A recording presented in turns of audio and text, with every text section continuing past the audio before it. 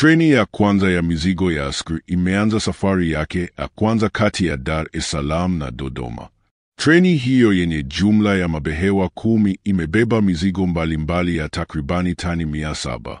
Serikali kupitia shirika la reli Tanzania TRC iliahidi na sasa imetimiza ahadi ya kuanza huduma ya usafiri wa treni za mizigo katika reli ya kiwango cha kimataifa SGR, ikiweka historia katika Jumuiya ya Afrika Mashariki kuwa na treni ya SGR ya umeme ikisafirisha abiria na mizigo.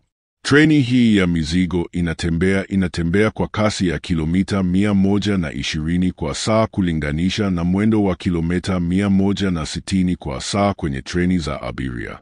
Jana Juni 26, 2025 TRC ilitangaza kuanza kusafirisha mizigo kwa kutumia treni ya SGR, kama anavyoeleza mkurugenzi wake hapa. Ndugu wa Tanzania, wakati mwafaka sasa umefika. Kama mnavyoona hapa tuko stesheni ya Pugu, tunaendelea na loading na wateja wetu wameshaanza, wamerespondi kuhakikisha kwamba wanatumia usafiri wa reli wa SGR, usafiri wa treni ya mwendo kasi.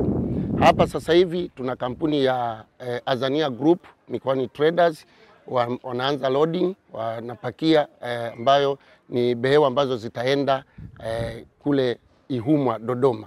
Tunategemea kuanza kutoa huduma hii baada ya kukamilika kwa kupakia upakiaji huu. Ni kweli kwamba behewa zetu zina uzito mkubwa, kwa maana ya kwamba uzito ambao unatumika kwenye MGR ni mara 2 ya uzito unaopakiwa hapa. Kwa hiyo wateja wameshaanza kupakia. Itakapokamilika tunategemea kutoa treni yetu moja. Tunaanza kidogo kidogo ili kusudi kujiridhisha na miundombinu iliyopo kama tulivyoanza kwenye kusafirisha abiria.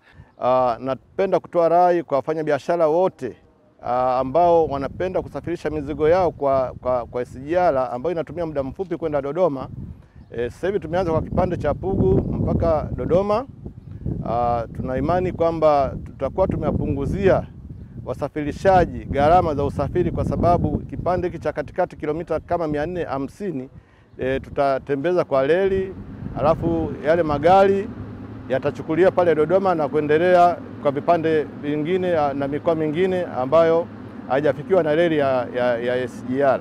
Haya mabehewa yana uzito mkubwa tofauti na mabehewa yale ya MGR ya zamani, ambapo behewa moja la SGR linaweza kuchukua tani 75, wakati lile la MGR reli ya zamani ilikuwa tani 40 tu. Kwa hiyo tunawakaribisha sana wafanyabiashara wote, wasafirishaji.